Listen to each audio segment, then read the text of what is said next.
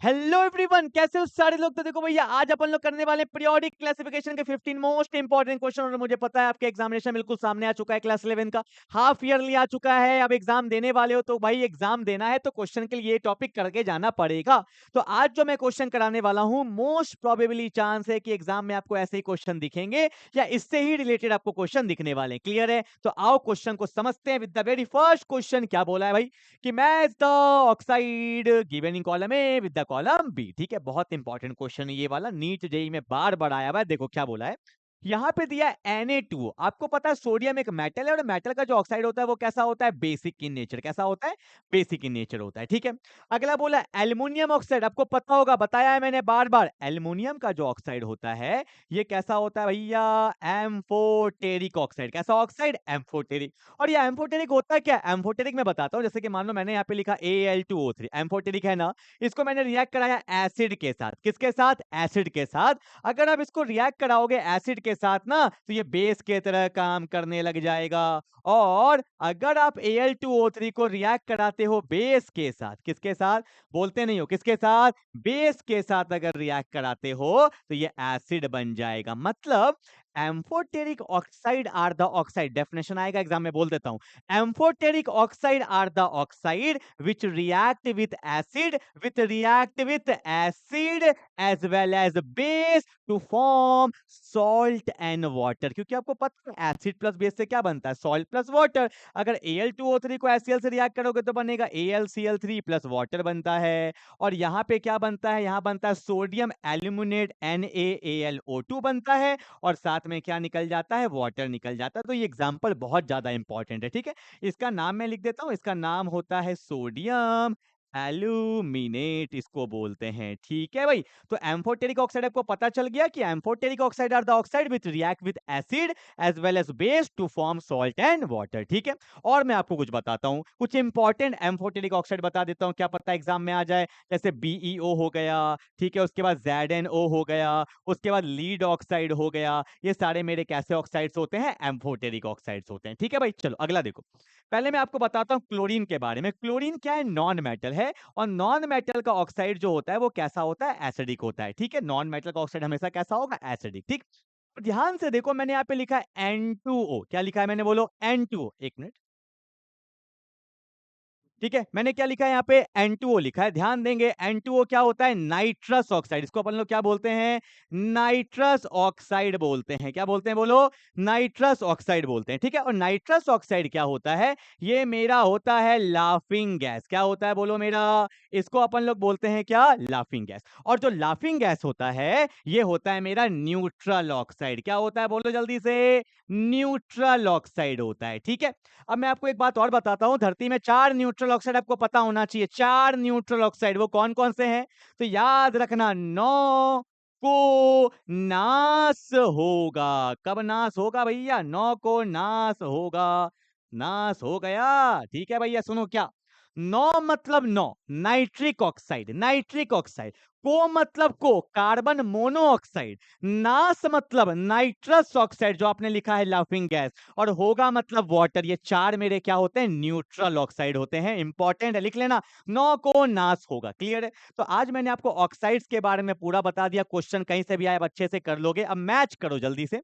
तो Na2O basic, तो 1 का क्या होने वाला है, बी। 1 का बी कहाँ है, 1 का बी इसमें है, 1 का बी इसमें है, 1 का ए, 1 का सी, तो ये दोनों तो कट गया। ठीक है भैया, तो 1 का बी। अगला आ जाओ एम्फोटेरिक, 2 का क्या होगा, डी। तो 2 का डी इसमें भी है, और 2 का ए है, तो यहाँ पे 2 का डी है। दैट्स माय फाइनल आंसर, ये कट जाएगा। फिर भी चेक कर लो, 3 का ए, 3 क्या है मेरा, 3 क्या है, न्यूट्रल है, बिल्कुल ठीक है। और 4 का क्या होगा, सी। 4 का सी, ऑप्शन नंबर क्या हो जाएगा, ए हो जाएगा। ठीक, तो जो जो बात मैं बता रहा हूँ वो सब लिख लेना भाई। लाफिंग गैस के बारे में लिख लेना, न्यूट्रल ऑक्साइड के बारे में लिख लेना।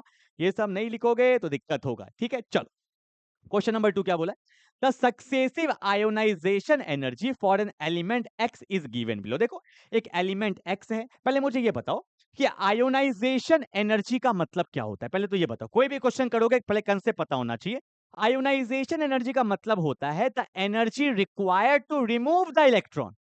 क्या बोल दिया, the energy required to remove the electron from outer shell of the isolated gaseous atom.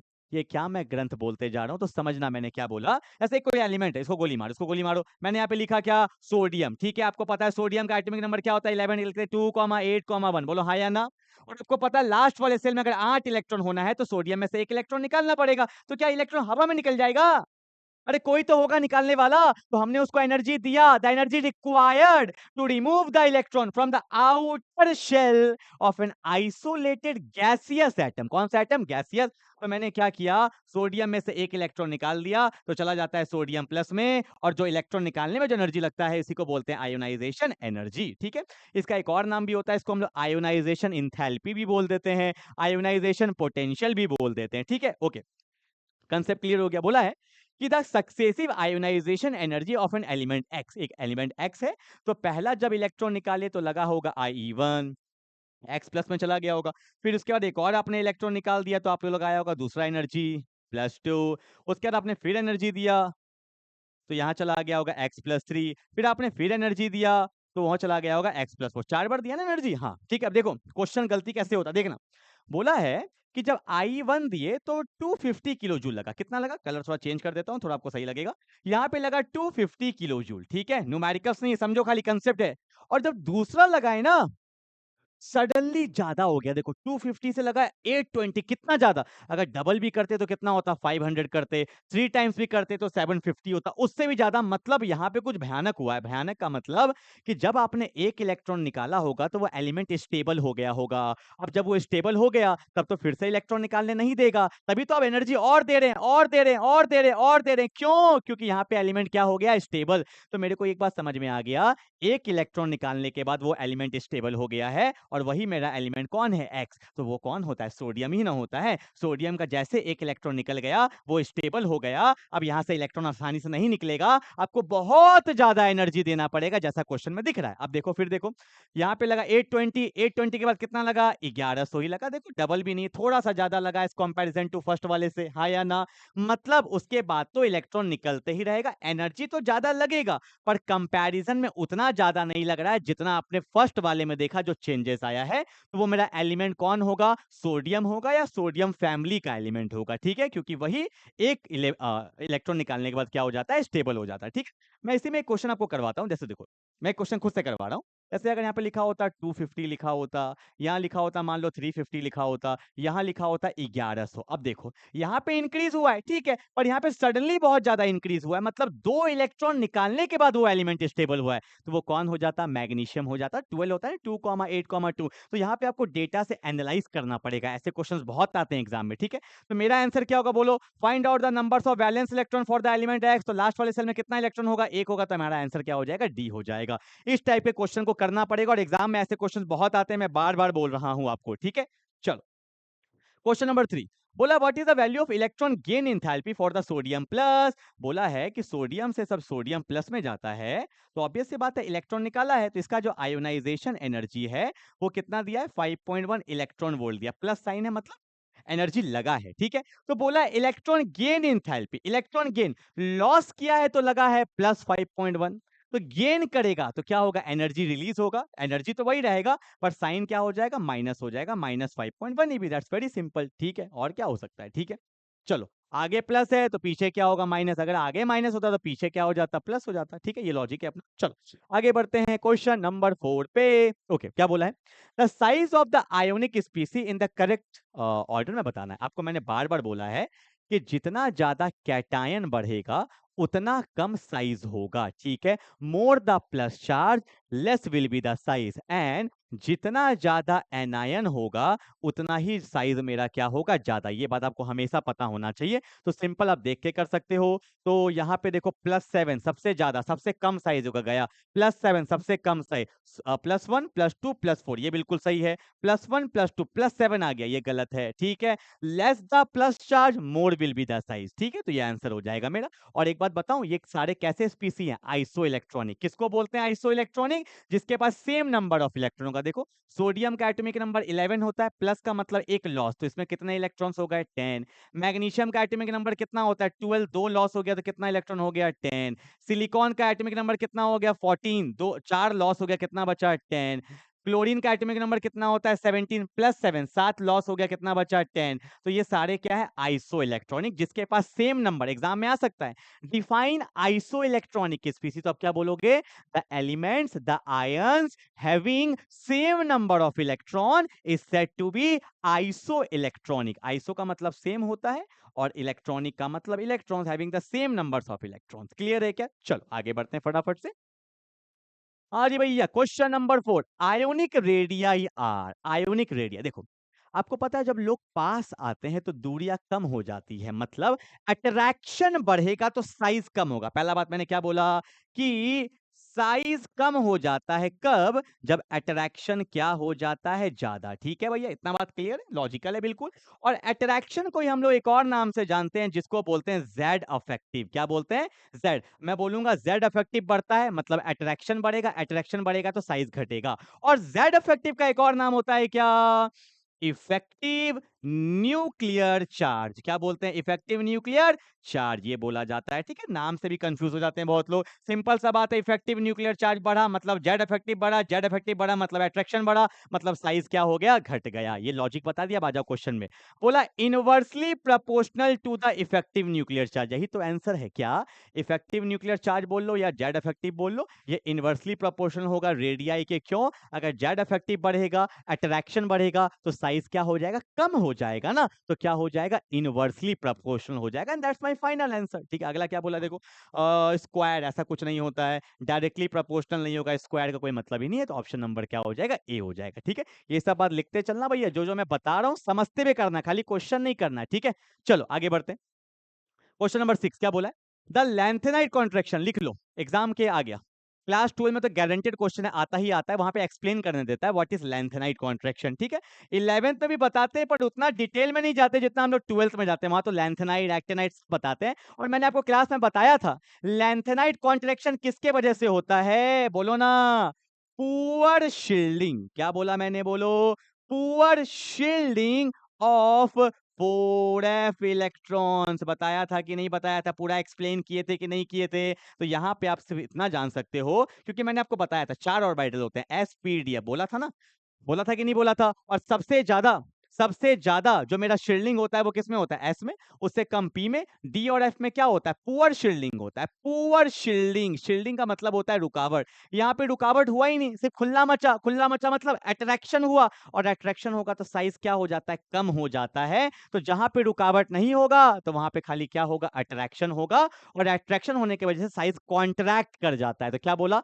The lanthanide contraction is due to increase, नहीं, poor shielding, poor shielding of 4f electron, यही हमारा फाइनल आंसर होगा। Perfect shielding नहीं, feeling of नहीं, तो ये याद रखिएगा, poor shielding of 4f electron. ठीक है भाई, चलो आगे बढ़ते हैं। अगला क्या बोला है, which of the following represent the correct order of the increasing electron gain enthalpy with the negative sign. Negative तो होएगा, गेन करने पे नेगेटिव बात, अभी क्वेश्चन कराया था, तो इसका तो आपको ऑर्डर पता होगा कि लेफ्ट से राइट जाते हैं तो इलेक्ट्रॉन गेन एंथैल्पी जो होता है वो क्या करता है, इंक्रीज करता है, और जो टॉप से बॉटम में जाते हैं तो इलेक्ट्रॉन गेन एंथैल्पी क्या करता है, डिक्रीज करता है। पर इसमें एक्सेप्शन था, मैंने क्लास में डिस्कस भी किया था। क्या, देखो, फ्लोरीन और क्लोरीन, ठीक है, और एक लिखा ऑक्सीजन एंड सल्फर। ठीक है, फ्लोरीन क्लोरीन में नीचे जाते हैं तो क्लोरीन का कम होना चाहिए था, पर क्लोरीन का क्या होता है, ज्यादा। सिमिलरली ऑक्सीजन और सल्फर में किसका ज्यादा होता है, सल्फर का। और ये नोट करके लिखो, एग्जाम में हो सकता है आ जाए क्या, कि क्लोरीन पूरे पीरियोडिक टेबल में chlorine has the maximum electron gain enthalpy. और इलेक्ट्रॉन गेन एंथैल्पी का एक और नाम होता है, इसको बोलते हैं इलेक्ट्रॉन एफिनिटी, चाहत है इलेक्ट्रॉन का। क्लोरीन का सबसे ज्यादा इलेक्ट्रॉन गेन एंथैल्पी होता है या इलेक्ट्रॉन एफिनिटी होता है। ठीक है, तो ऑब्वियस सी बात है क्लोरीन का सबसे ज्यादा है, तो ये तो कट ही गया, ये भी कट गया। क्लोरीन के बाद कौन आएगा, क्लोरीन के बाद आता है फ्लोरीन, फिर सल्फर, सल्फर के बाद कौन, ऑक्सीजन। तो ऑप्शन नंबर क्या हो जाएगा, B. That's very very important, इसको बिल्कुल दिमाग में आपको रखना है। क्लियर है क्या? चलो भाई आगे बढ़ते हैं फटाफट से क्वेश्चन नंबर 8 के तरफ। ओके, क्या बोला है देखो, for the second period element the correct increasing order of the ionisation enthalpy. बताया था ना कि आयोनाइजेशन एंथैल्पी बोल लो या आयोनाइजेशन एनर्जी बोल लो, दोनों सेम चीज। और क्या बोले थे, सुनो ध्यान से, कि जब हम लोग लेफ्ट टू राइट जाते हैं पीरियोडिक टेबल में, कुछ नहीं आता है फिर भी समझ लोगे, देखना लेफ्ट टू राइट जाते हैं पीरियोडिक टेबल में तो जेड इफेक्टिव बढ़ता है। जेड इफेक्टिव का मतलब ही बताया था अभी, क्या अट्रैक्शन बढ़ेगा, तो अट्रैक्शन बढ़ेगा तो इलेक्ट्रॉन को निकालना आसान नहीं है। अरे आसपास आ गए ना, तो वहां पे आयोनाइजेशन एनर्जी क्या हो जाता है, ज्यादा हो जाता है, इलेक्ट्रॉन नहीं निकलेगा, ज्यादा एनर्जी देना पड़ेगा। ठीक है, तो आपको पता है lithium, beryllium, boron, carbon, nitrogen, oxygen, fluorine, neon, तो ऑर्डर क्या आना चाहिए, लिथियम से ज्यादा बेरिलियम, इससे ज्यादा, इससे ज्यादा, इससे ज्यादा, इससे ज्यादा, इससे ज्यादा, इससे ज्यादा, ये ऑर्डर आना चाहिए था आयोनाइजेशन एनर्जी का। पर आपको पता है केमिस्ट्री पढ़ो और एक्सेप्शन ना हो तो फिर काहे का केमिस्ट्री पढ़े, हाँ या ना। तो सिमिलरली यहाँ पे दो एक्सेप्शन मैंने आपको बताया था, एक्सप्लेन भी किया था, बेरिलियम एंड बोरोन में, नाइट्रोजन एंड ऑक्सीजन में, क्या बताया था, बोलो ना, नो नो, खुद बोल रहा नो, ये सही नहीं है। तो सही क्या है, देखो लिथियम, बेरिलियम और बोरोन में बेरिलियम का ज्यादा होता है, इंटरचेंज करना है। फिर कार्बन, नाइट्रोजन, ऑक्सीजन में किसका ज्यादा होगा, नाइट्रोजन का ज्यादा होगा, ये आप दिमाग में रखेंगे। ठीक है, फ्लोरीन के बाद कौन, नियोन। और मैंने क्लास में इसका रीजन बताया था ना, क्या बताया था, ये हाफ फिल्ड होता है तो स्टेबिलिटी बढ़ जाता है। ठीक है, उस वजह से एनर्जी भी क्या लगता है, ज्यादा लगता है। तो ऑर्डर क्या होगा बोलो, लिथियम, बोरोन, बेरिलियम, ये गलत हो गया, lithium, boron, beryllium, carbon, oxygen, nitrogen, option number क्या हो जाएगा, बी हो जाएगा। That's my final answer. ठीक है, चलो रीजन पता है ना, ये हाफ फिल्ड हो जाता है। ठीक है, बता देता हूँ, नाइट्रोजन होता है 1s2, 2s2, 2p3 होता है, ये p में 3 रूम होता है, सब में एक एक इलेक्ट्रॉन, तो ये हाफ फिल्ड हो जाता है। हाफ फिल्ड होने की वजह से स्टेबिलिटी बहुत ज्यादा बढ़ जाता है, तो इलेक्ट्रॉन निकालना आसान नहीं होगा। ठीक है, चलो क्वेश्चन नंबर 9 क्या बोला है, ऐसे क्वेश्चंस आ जाते हैं डेटा वाइज, तो लगता है न्यूमेरिकल से बनेगा, क्या बनेगा, अरे लॉजिक से बनेगा। बोला है द आयोनिक रेडिया, ये ए नॉट का मतलब होता है एडमेस्ट्रॉन्ग में दिया हुआ है, n-3 O-2 F-, लॉजिकली बताओ, n-3 O-2 F-, आपको मैंने बताया था more the anion more will be the size, हाँ या ना। तो साइज सबसे बड़ा किसका होगा, n-3 का, उसके कम O-2 और उससे कम F-, और ये भी सारे आइसो इलेक्ट्रॉनिक, एटॉमिक नंबर 7, 7 + 3 कितना हो जाएगा, 10 इलेक्ट्रॉन। क्लोरीन का कितना होता है, 8 - 2 है तो कितना हो जाएगा, 10 इलेक्ट्रॉन। फ्लोरीन का 9 होता है, एक गेन हो गया तो 10 इलेक्ट्रॉन, सारे कैसे कैसे आइसो इलेक्ट्रॉनिक। आ जाओ, अब हमारा आंसर क्या होगा, सबसे ज्यादा जो नंबर है वो कहाँ है, देखो यहाँ देखो, पहला बोला है 136, 140, नहीं, इसका तो सबसे ज्यादा होना चाहिए ना जो पहले दिया, ये गलत है, तो ये भी गलत है। अब देखो क्या होगा, सबसे ज्यादा किसका है, 1.71, ठीक है, बिल्कुल ठीक है। लॉजिकली देखो क्या बोल रहा हूँ, मतलब यहाँ पे 3 वर्ड दिया हुआ है, 3 नंबर दिया है, तो आगे जो होगा वो इससे रिजेंबल करेगा, तो 1.71, उसके बाद O-2 क्या है 1.40, उसके बाद कौन है 1.36, तो यही मेरा आंसर होगा ना, यहाँ पे लिख सकता हूँ ना, 1.71 सबसे ज्यादा है, फिर 1.40, फिर क्या है 1.36। कभी कभी क्वेश्चन को घुमाने के चक्कर में ऐसा दे देता है, समझ में ही नहीं आता क्या दिया है। अगला देखो 1.71 ठीक है, पर 1.36 नहीं होगा, क्यों, क्योंकि 1.140 ज्यादा होना चाहिए। ठीक है, चलो समझ में आया, ऐसा क्वेश्चन एग्जाम में बहुत दिया जाता है और मैं भी देता हूं अक्सर एग्जामिनेशन में। ठीक है, चलो क्या बोला है, आइडेंटिफाई द इनकरेक्ट नेम, ये क्वेश्चन नीट में आया था, बहुत ही गंदा क्वेश्चन दिया, ऐसा क्वेश्चन कभी नहीं आना चाहिए, और क्योंकि रटने वाला है ना, और आपको पता है भाई इतना रटना हमारे संभव नहीं होता है, पर कुछ लोग तो होते हैं जिनको पूरा नंबर चाहिए, वो हर एक लाइन पढ़ते हैं। तो सिमिलरली ये क्वेश्चन उनका एक डेमो है कि आपको हर एक लाइन पढ़ के जाना पड़ेगा तभी नंबर आएगा। देखो क्या बोला, अन, नील, अनईएम, अन मतलब होता है 1, नील मतलब होता है 0, अन का मतलब 101 होता है, और एटॉमिक नंबर 101 को हम लोग मेंडलीवियम बोलते हैं, बिल्कुल सही बात है, पीरियोडिक टेबल में देखोगे दिख जाएगा। ठीक है, उसके बाद बोला है अन, नील मतलब 0, ट्री 103, ये तो लॉरेंशियम होता है, एक्टिनॉइड्स में पढ़ोगे आपको दिख जाएगा। उसके बाद होता है क्या, अन नील मतलब 0, अन नील 106, नहीं धर्मा स्टेडियम नहीं होगा, ठीक है भैया ये गलत है, इसका शायद क्या था, पता नहीं, मतलब धर्मा स्टेडियम नहीं है। ठीक है, सी ए बॉर्गियम ऐसे कोई एलिमेंट है उसका होता है। ठीक है, ये धर्मा स्टेडियम तो नहीं होगा। उसके बाद बोला है अन न न न नियम, ये क्या लिखा हुआ है भाई, ये शायद थोड़ा मिसप्रिंट है, अन है यहाँ पे, अन होगा, उसके बाद होगा, उसके बाद होगा अन है, और यहाँ पे नील, सो करेक्शन कर लेंगे, ये है अन, अन नील मतलब 110 है, और 110 तो धर्मा स्टेडियम ही होता है, ये बिल्कुल सही दिया हुआ है। ठीक है, और एक कॉमन सेंस है भाई, इतना देखो ये दोनों सेम ही दे दिया, तो ऑब्वियस सी बात है ये दोनों में ही कोई एक गलत होगा। ठीक है, ऐसे भी देख सकते थे, तो हमारा आंसर गलत क्या हो जाएगा, सी का 3, ऑप्शन नंबर बी हो जाएगा। ठीक है, चलो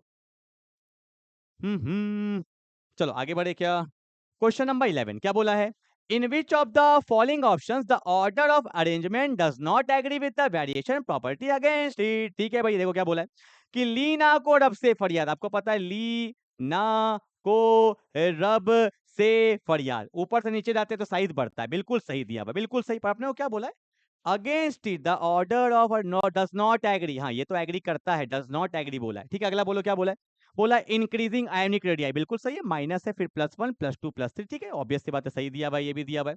बोला increasing electron gain enthalpy, increasing electron gain enthalpy आपको बताए थे कि लेफ्ट से राइट जाता है तो बढ़ता है, बिल्कुल ये भी सही दिया हुआ है। इंक्रीजिंग इलेक्ट्रॉन गेन एंथैल्पी, अब देखो अभी जस्ट बताया है ना, क्लोरीन का तो सबसे ज्यादा होता है, यही गलत और यही मेरा क्या है फाइनल आंसर, ठीक है। चलो भाई आगे बढ़े फटाफट से। ओके, नेक्स्ट आ जाओ भाई। चलो अगला क्या बोला है? Among the following elements, among the following elements क्या बोला है? Among the following elements with the following electronic configuration which one may have the highest ionization energy, highest ionization energy। देखो नियॉन, हीना, नीना, तो ये 10 तो यहाँ पे हो गया, तो यहाँ 2 2 4 +4 मतलब ये एटॉमिक नंबर 14 है। कौन होता है 14? सिलिकॉन होता है, ठीक है। उसके आर्गन का तो 18 होता है, 18 और 10 28 है, फिर यहाँ पे 2 है 3 है, तो कितना हो गया 28 33 है ये एटॉमिक नंबर, ठीक है। और ये देखो नियॉन कितना होता है 10 है, तो यहाँ पे 12 और एक 13 हो गया, तो ये एल्युमिनियम होता है। उसके बाद नियॉन है 11 to 15 है, तो ये कौन होता है मेरा फॉस्फोरस होता है, ठीक है। तो मैंने बता दिया थोड़ा आपको। अब बोला किसका हाईएस्ट आयोनाइजेशन एनर्जी होगा, ध्यान से देखो, जो हाफ फील्ड होगा या जो फुल फील्ड होगा। यहाँ देखो 3p1 नहीं होगा, 3p2 नहीं होगा, 3p3, 3p3 p में देखो 3 इलेक्ट्रॉन हाफ फील्ड है। पर बोलोगे सर यहाँ पे तो 4p3 है, हाफ फील्ड ही तो है, पर दोनों में ज्यादा किसका होगा? इसका, क्योंकि साइज छोटा है, साइज छोटा है तो न्यूक्लियस के पास होगा, एनर्जी क्या लगेगा? ज्यादा। That's my final answer, option number D, ठीक है। चलो क्लियर है। ओके, क्वेश्चन नंबर 13 क्या बोला है? द फर्स्ट आयोनाइजेशन पोटेंशियल, फिर नंबर पे दिया, पोटेंशियल का मतलब ही क्या होता है? एनर्जी होता है। तो आपको भी मैंने बताया था ना कि नाइट्रोजन और ऑक्सीजन में नाइट्रोजन का ज्यादा होता है, एक्सेप्शन है क्योंकि ये हाफ फील्ड है, इसमें एनर्जी ज्यादा लगेगा। तो पहले वाले का नंबर ज्यादा होना चाहिए, दूसरे वाले का कम। किसमें दिया हुआ है? पहले वाले का ज्यादा, दूसरे वाले का कम, ऑप्शन नंबर डी में, ठीक है। चलो आगे बढ़ेंगे। क्वेश्चन नंबर क्या बोला है? 14 14 14 कहाँ गया? क्या कर रहे हो भाई? 14 नंबर नहीं डाला क्या? 14 14, चलो मैं अपने मन से कराता हूँ 14। क्वेश्चन लिखो जल्दी से, क्वेश्चन लिखो। विच ऑफ द फॉलोइंग, जल्दी लिखो question. Which of the following is the most electronegative element? Which of the following is the most electronegative element? Which of the following is the most electronegative element, ठीक है। तो option A है आपका chlorine, option B है आपका fluorine, option C है oxygen, and option D ले लो nitrogen. कौन सबसे ज्यादा इलेक्ट्रोनेगेटिव एलिमेंट? तो याद रखना fluorine is the most electronegative element. मैं बता देता हूँ, फ्लोरीन 1 नंबर में आता है, ऑक्सीजन 2 नंबर में आता है, और नाइट्रोजन और क्लोरीन इनका इलेक्ट्रोनेगेटिविटी नियरली सेम होता है। तो याद रखना FON, फोन, बहुत काम का चीज है फोन, ठीक है भाई। चलो आज का लास्ट क्वेश्चन, वैसे तो मैं लास्ट क्वेश्चन कराता नहीं हूं, पर आज मुझे करवाना पड़ेगा क्योंकि इलेक्ट्रॉनिक कॉन्फ़िगरेशन का क्वेश्चन है। क्या बोला है? Right the electronic configuration of the following, ठीक है। क्रोमियम एक्सेप्शन है, कॉपर एक्सेप्शन है, एक्सेप्शन बता देता हूं अच्छे से कर लेना। सिल्वर 47 एक्सेप्शन है, गोल्ड गोल्ड 79 एक्सेप्शन है, प्लैटिनम 78 एक्सेप्शन है, ये तो एक्सेप्शन का भी एक्सेप्शन है, ठीक है। ये 3 और 2 5 एक्सेप्शन है, बाकी तो नॉर्मल ही होते हैं। क्रोमियम का एटॉमिक नंबर कितना होगा? 24। क्या होता है इसका electronic configuration? Argon 18 4s1 3d5। अब बोलोगे सर आप ऐसे लिख दोगे तो हमें कैसे पता चलेगा? इलेक्ट्रॉनिक कॉन्फ़िगरेशन का पूरा एक मैंने वीडियो डाला, एग्जाम में नहीं करके जाओगे तो क्वेश्चन आएगा ही आएगा। अगर आपको पता है तब तो अच्छी बात है, ठीक है, ये क्वेश्चन कर लीजिएगा। अगर नहीं पता है तो इलेक्ट्रॉनिक कॉन्फ़िगरेशन का पूरा वीडियो 20 से 22 मिनट का, जहां पे मैंने सब कुछ बता दिया है, उसको अच्छे से कर लीजिएगा, ठीक है भाई। एक और बता देता हूँ, मैग्नीज का क्या होगा? आर्गन 18 होता है, 4s2 होता है, 3d5 होता है। हाँ 3d5 है यहाँ पे, ठीक है, ये सही है बिल्कुल, ठीक है। चलो इसका एटॉमिक नंबर 25 होता है, ठीक है। चलो क्लियर है क्या? बाकी आप खुद से करिएगा। एक्सेप्शन में कोई दिक्कत है तो कमेंट में लिख देना कि सर मुझे नहीं समझ में आ रहा, नहीं हुआ, तो मैं उसका छोटा सा वीडियो बना दूंगा, एक्सेप्शंस ऑफ इलेक्ट्रॉनिक कॉन्फ़िगरेशन, ठीक है। तो 15 क्वेश्चन मैंने करा दिया, अच्छे से जाइए रिवाइज करिए और एग्जाम का तैयारी करिए। मिलते हैं अगले क्लास में, तब तक के लिए बाय बाय।